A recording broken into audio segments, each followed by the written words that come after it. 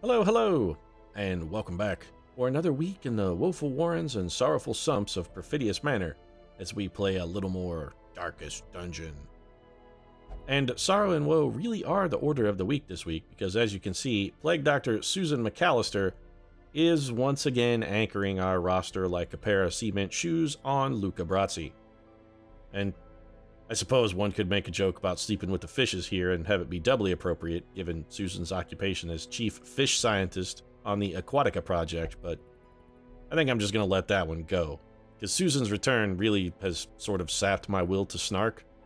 I mean, ordinarily I'd be all over that sort of a cheap joke like a seagull on Tippy Hedron, but today I just can't bring myself to do it, so you know what? I'm going to table the whole McAllister quandary for the moment and instead see what sort of mission the dungeon has for me that doesn't necessitate us taking Susan inside. And even as I say that, I realize I've basically just guaranteed that the best mission option for us today will be an apprentice mission, because like a bad penny, Susan McAllister just keeps turning up. I also note that Susan has apparently taken a little trip down to HR to correct the spelling of her name, so there you have that as well. Nice way to spend your time, Susan. Minor nitpicky bullshit with HR. That's just what we've come to expect from you. So let's take a look at our missions here. Holy Orders Crusader only, very rare. It is bad. Why would you get 15 virtue chance? Well, first off, stress resistance lowers the likelihood of you needing a virtue chance. It does also give you slight death blow resistance, but again, for a Crusader to be at death's door, you would have had to have taken an absolute truckload of damage, and a 15% damage penalty is real shitty. This is not a good trinket. Also, it's gather 3 holy relics. Well, fuck that mission. Kill the Hag Witch. Okay. Do we already have one of those? We do not, but it's a trinket for a man-at-arms that needs to be used in a way we don't necessarily employ our men-at-arms. I'm not really a fan of this trinket. I'm not saying it's a bad trinket, I'm just saying it doesn't really suit my style for the way I employ men-at-arms. It's just not really a very good trinket for me. The Bounty Hunter Talon is frankly bad. What about you? Come on, you gotta get one good mission. We gotta hear. That's crap. This is straight up trash. Alright, so what do we get? Ah, here we go. Plague Doctor only. Minus 10. You know, actually, that's pretty good. This Blasphemous Vial, it's Plague Doctor only, which blows all the dong in the universe because we only have the one Plague Doctor. On the plus side, as far as Plague Doctor trinkets go, it's actually okay. Minus 10% damage, but a damage penalty to a Plague Doctor is basically irrelevant because they don't do any damage anyway. And it does give them death blow resistance penalty, but who cares? If a Plague Doctor dies, just get another one. Yeah, they're a dime a dozen. We could afford to replace them. I think we'll do this mission, mostly because it lets me improve Susan McAllister without actually having to take Susan McAllister into a dungeon. And I am definitely a wholehearted proponent of that. So we're going after the unstable flesh. We're going to need a very good team. We can't take any rank 5 guys, so let's see what we've got that could theoretically take out the unstable flesh, and if we can even do it. Chrysania, Dorian, Karen, and Deckard actually would make a pretty damn effective team. Let's do it. We can do it. We can take out the unstable flesh. I am confident that this team has what it takes to get the job done. So let's make sure everybody's got all the appropriate skills. Deckard, Chrysania, and Dorian are all sorted. Murph, how you looking? Murphy needs a few upgrades. That's fine. We don't really need Barbarian. Actually, I would prefer to have Breakthrough, if possible. I prefer that ability to bleed out, which is, you know, it has its uses. I'm not going to say bleed out. It's okay. But in this case, I think I would much rather prefer Breakthrough. And who needs rank 5 weapons and armor? Just the Murph. Alright then, let's get Murphy upgraded 2 to orange. The big O for Murphy, and I'm not talking about an orgasm, I'm talking about the Wolf's Tooth and Pelt. Fantastic upgrades, and the Murph is now as killy as she is ever likely to be. What about trinkets? The Murph, oh yeah, Murphy has the sweet-ass trinkets. So Murphy's rolling deep. She's ready to bust some fucking heads. Let's get Dorian Gray in the mix. We'll throw Chrysania in and Deckard as well. That's our team. Let's go fuck up some unstable flesh. We're going to take that big pulsing gelatinous bastard down. Last time we did this, I'm pretty sure we way over provisioned on food, so I'm going to cut it back a little bit this time. We're just going to go with 2 full stacks. Full stack of shovels, of course. Torches, we're going to keep our light high. Some stress attacks here. We don't necessarily want any freakouts. We're going to go with 14 torches, and that's it. I could not store such a prodigious amount of offal, nor could I rid myself of it easily. You could have just set it on fire. Things from Uh-huh. outer spheres. Maybe you shouldn't have summoned it, Mr. Ancestor. Into an ancient network of aqueducts and tunnels, I knew I had found a solution to the problem of disposal. Clearly. A fantastic solution. So you went with, like, the Chernobyl method of let's just bury it and hope nobody finds it? How'd that work out for the Russians, buddy? Oh, yeah, not well. And, I'm telling you, the Ancestor solves his problems like he bought a goldfish that nobody wanted. Let's just flush it down the toilet, and I'm sure that problem will solve itself. That's how they got alligators in the sewer, man. Except that's completely fucking fictitious. There are no sewer gators. But if there were, that's how they would have gotten there. Mostly because the Ancestor is to blame. Let's fix Murphy's skills real quick. Gonna give her a breakthrough. We just want to make sure we've got everything in the right order. Just a little mistake prevention here. You're actually... you know, we kind of like Hook and Slice, but it's at rank 1, so I guess we'll stick with Flashbang. That's alright. We can make do. Dorian Gray is sorted.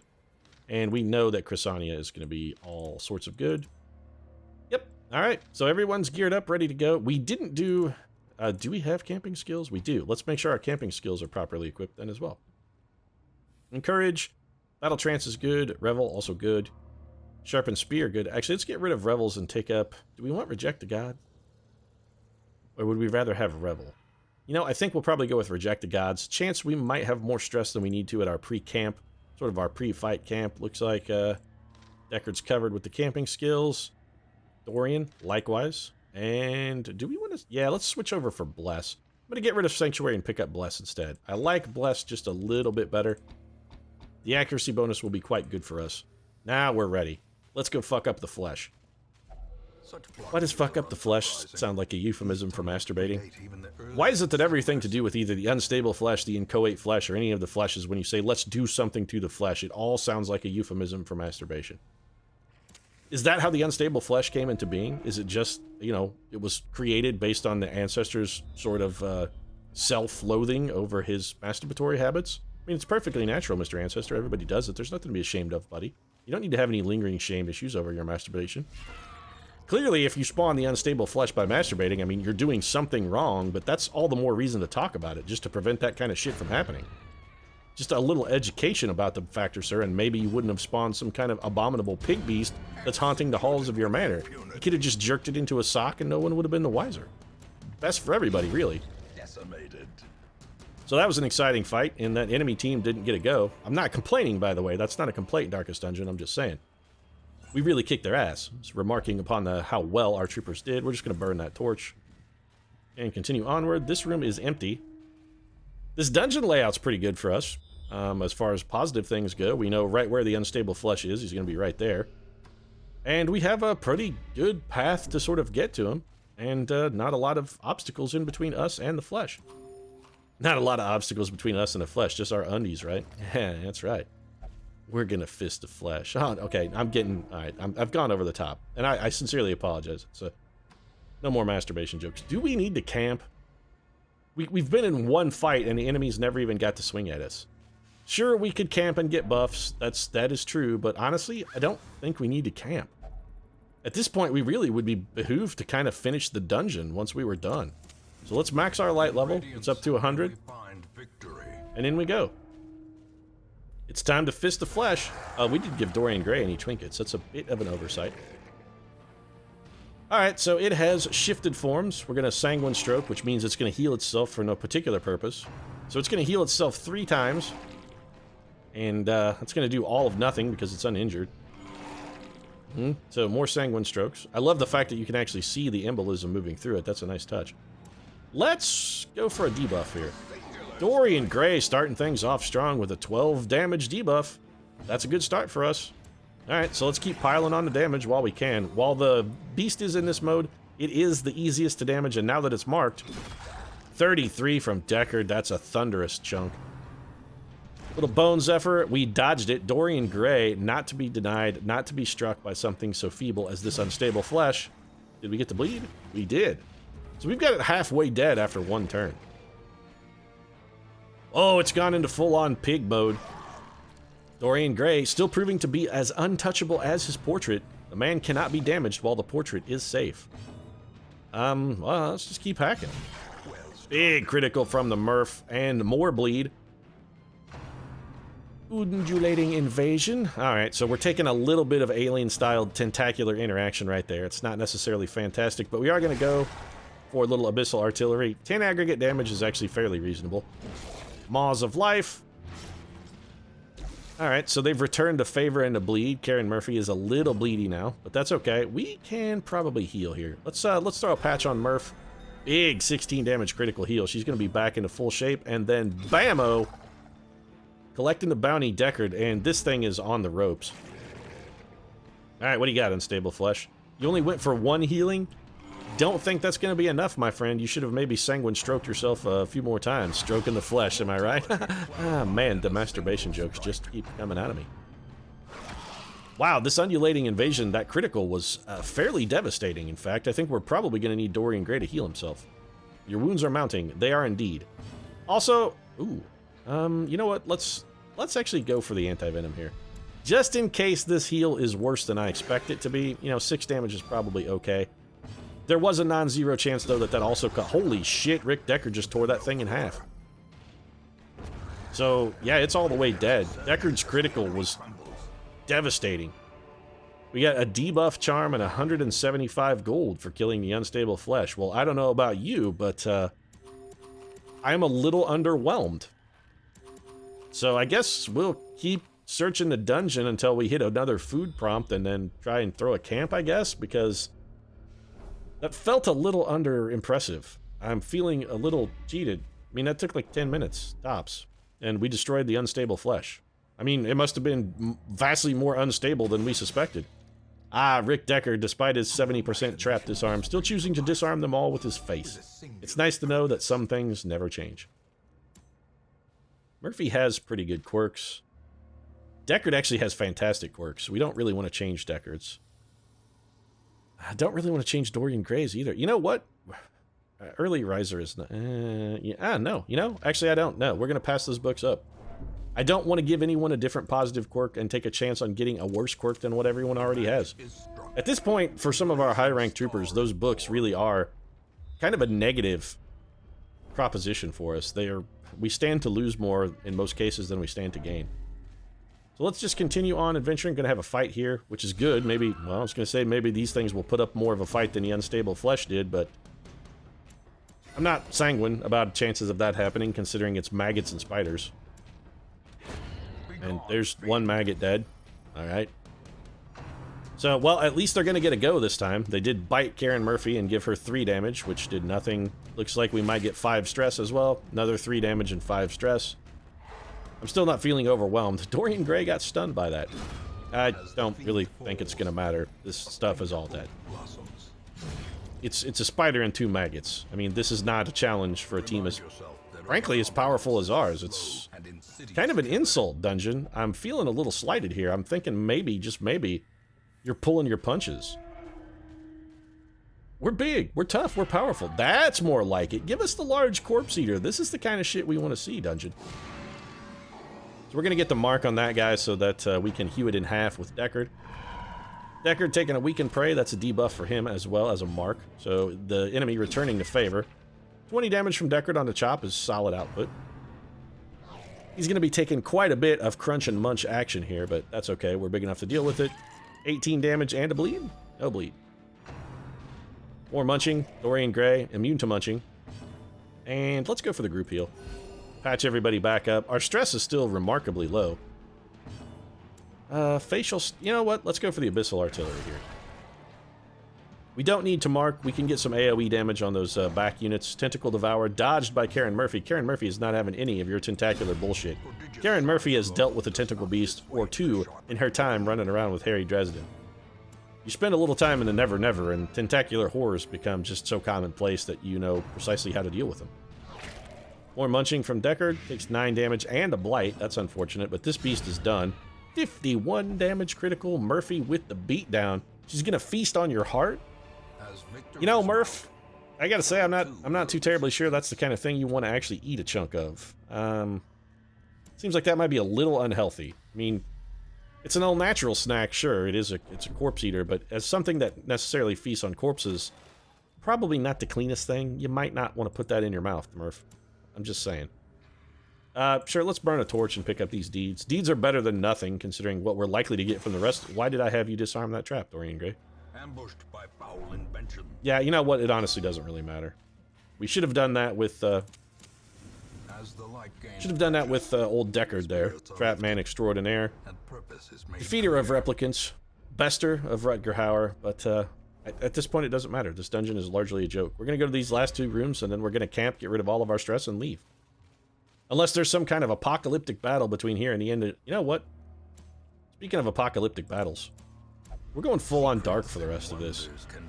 We're having such an easy time of it. Let's just snuff our torch, do these last couple rooms, and see if maybe we can get a little better loot out of them. More corpse eaters, that's fine. Gonna go with the debuff. What do you got, Corpse Muncher? Let's see what you got there, champ. Come on, bring it to us. Bring it to the house. Bring it to the house. What do you got? Come on. Hit me with your best shot. Fire away, in fact. Oh, no shot at all, because you're fucking dead. Rick Deckard just hewing that thing in half. So Dorian's going to take a little munch. He did get critical. That's unfortunate. Actually, 12 damage is not inconsiderable. The blight sort of sucks as well. Murphy taking 5. We can patch that up. Not really a problem. Murph with the kill. 15 damage. The carrion muncher is done. Dorian Gray is going to patch himself up with a little weird reconstruction. Monstrously huge critical heal. Dorian is back in full fighting fit and trim, which means we don't need to heal him anymore, so Chrysania can go for some damage and a little self-healing. Another munch for Dorian, only taking 3 this time, but it did stack another pile of blight on him. But Deckard is just critical happy. The man is in a fury of destruction. That's more like it, dungeon. That's more like it. Alright, so you're gone, you're gone. We don't need either busts or crests. We don't need portraits, but we do need emeralds, sapphires, and theoretically we could afford to take these citrines. Let's do it. We're going to get rid of a bandage. I'll take the citrines as well. Sacrificial stone. It's the altar that you throw firewood on, and I don't want to throw my fire... You know what? Make a blood sacrifice here, Dorian Gray. And, oh! That's a lot of stress. That's a spicy lot of stress. Yeah, 67. Okay, so that's a remarkably huge pile of stress. Honestly, though, I still think we can probably get rid of that. We have a good chance, actually. With Abandon Hope and some of the other camping abilities we have, I'm pretty sure we can actually get Dorian Gray down to the point where he won't even need stress relief. Unless something terrifyingly awful happens in this fight, we should be okay. The vomiting is not good. So, yeah, okay, so Dorian Gray has a test of resolve. He is masochistic. That's a little unfortunate, but this is our last room.